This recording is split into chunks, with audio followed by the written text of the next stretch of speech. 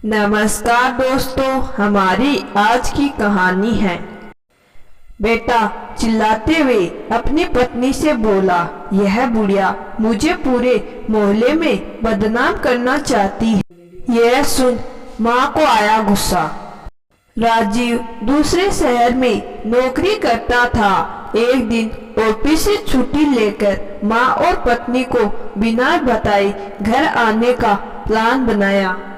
जब राजीव रात के 11 बजे घर पहुंचा तो रसोई घर में खटपट की आवाज सुनाई दी। उसने झांका तो देखा कि उसकी माँ बर्तन मांज रही थी। इस अवस्था में बर्तन धोते हुए उनके हाथ कांप रहे थे। माँ की उम्र हो चली थी, वो घुटनों के दर्द से परेशान रहती है। जनवरी का महीना, मौसम बहुत ठंडा था। वातावरण में धुंध थी। इतनी ठंड महसूस हो रही थी कि उसके कान सुन हो गए थे। वह चुपके से आगे बढ़ गया। अपने बैग को उसने कमरे में रखा और फिर बेडरूम का जायजा लिया। उसकी पत्नी काव्या रजाई में आराम से सो रही थी।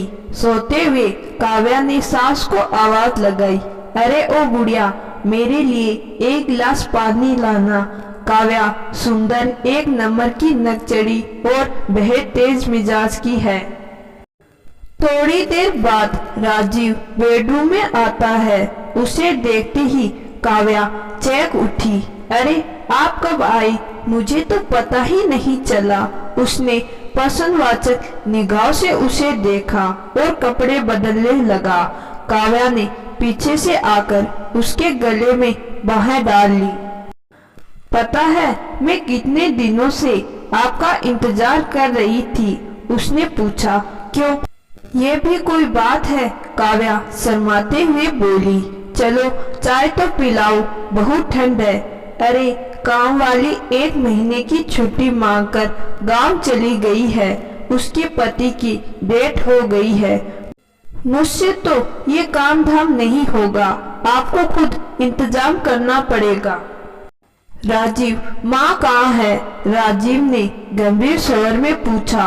पता नहीं, काव्या ने कंधे उचकाते हुए, शायद अपने कमरे में सो रही होगी आराम से।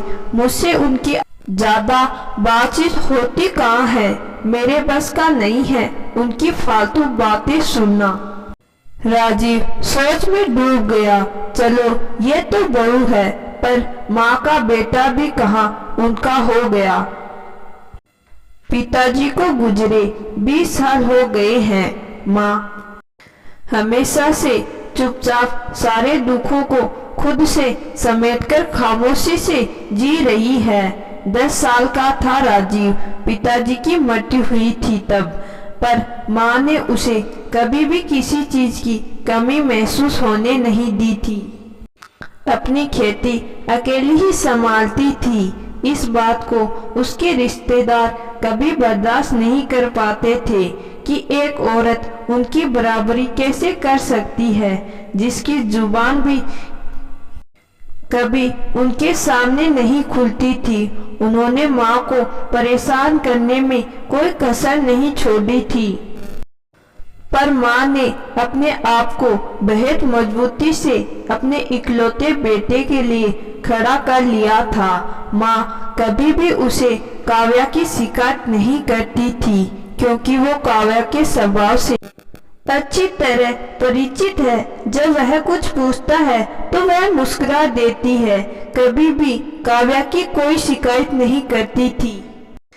आज जब वह कामयाब है और पत्नी की सच्चाई जानने के बावजूद, तब भी वो अपनी माँ के लिए कुछ नहीं कर सकता।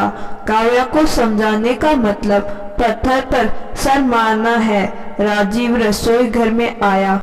उसे देख माँ ने चाय चढ़ा दी। उसके लिए खाना गरम कर रखा था और खुश होकर राजीव को गले लगा लिया। राजीव खामोशी से चाय पी, पर आज माँ का हालचाल नहीं पूछा। वह वहीं से तेजी से चिल्लाया कि काव्या जल्दी से बाहर आओ। काव्या झुंझलाते हुए बाहर आकर खड़ी हो गई। ये बुढ़िया मुझे पूरे मोहल्ले में बदनाम करना चाहती है, राजीव ने चिल्लाकर कहा। काव्या आश्चर्य से उसे देखने लगी। क्या हुआ? राजीव की बात सुनकर माँ के पैरों तले जमीन खिसक गई। उनके हाथ कांपने लगे।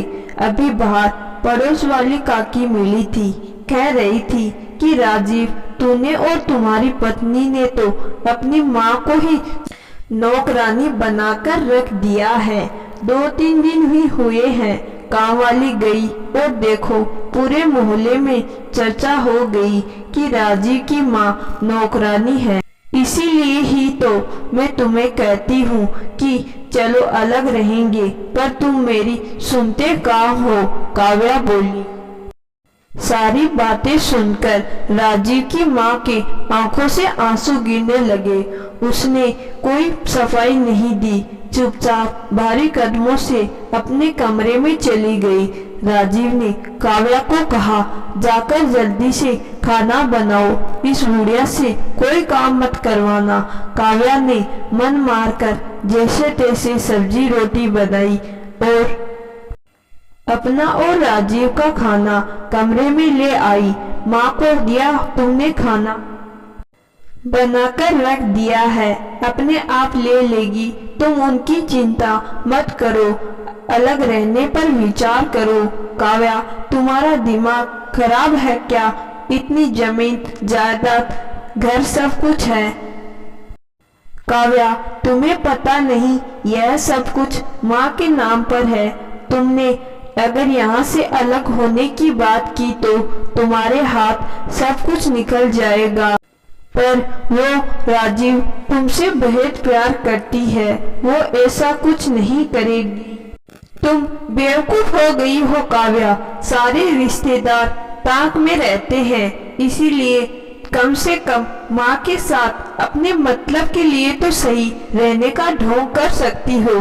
काव्या बहुत लालची है, इसीलिए चुप रहकर सोचने लगी। तुम खाना खाओ, मैं जरा अभी आया, माँ को खाना देकर आता हूँ। कहीं मोहल्ले में चुगली कर दी तो हम दोनों की बहुत बदनामी होगी। थोड़ी देर बाद राजीव रसोई घर में गया। उसने खाना गरम किया, 2 रोटी और सब्जी थी प्लेट में लगाई और माँ के कमरे में चला गया। माँ खाना बहुत कम खाती है, शरीर कमजोर है, आज तो मन भी टूट गया होगा। माँ बत्ती बुझाकर लेट गई थी।